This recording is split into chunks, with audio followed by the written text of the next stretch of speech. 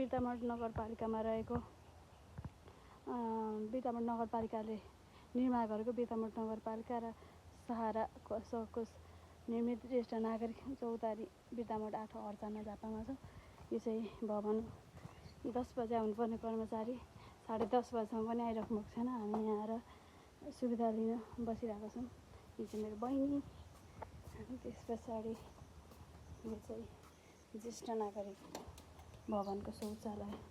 हेर्नुहोस् त शौचालयको हालत सरकारी भवनबाट कति नराम्रो हुन्छ।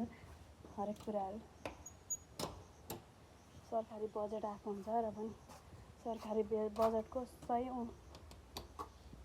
सही तरिकाको संयोग नभइसकेपछि हेर भवनको हालत। यो चाहिँ बिर्तामोड नगरपालिकामा रहेको भवन हो। भवनको हालत